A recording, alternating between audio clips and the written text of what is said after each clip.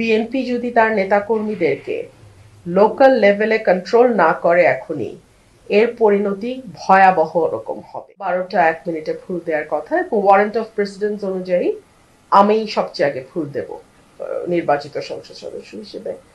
কিন্তু আনফর্চুনেটলি দেখা গেল বিএনপির কিছু লোক তারা সেখানে রীতিমতো হামলা চালায়, আমার নেতাকর্মীদের উপরে হামলা চালায়, আমাকে একপাশে মানে ধাক্কা দিয়ে ফেলে দেওয়ার মতন অবস্থা তৈরি হয়। আমি এটুকুই বলবো যে দীর্ঘ 17 বছর পর বিএনপি রাষ্ট্র পরিচালনার দায়িত্বে এসছে। বিএনপি যদি তার নেতাকর্মীদেরকে লোকাল লেভেলে কন্ট্রোল না করে এখনই, এর পরিণতি ভয়াবহ রকম হবে।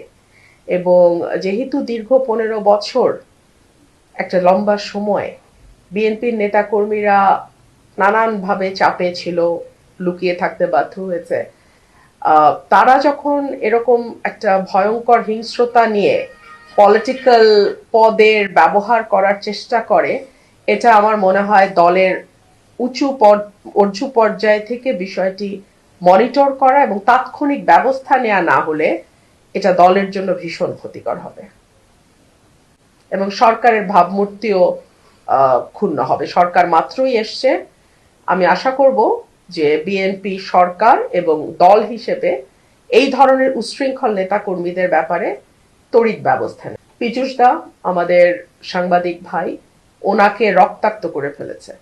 সো বিএনপিকে এখনই যদি নিজেদের কন্ট্রোল না করে বিএনপি, এর পরিণতি ভয়াবহ হবে, আমি এটুকুই বলবো।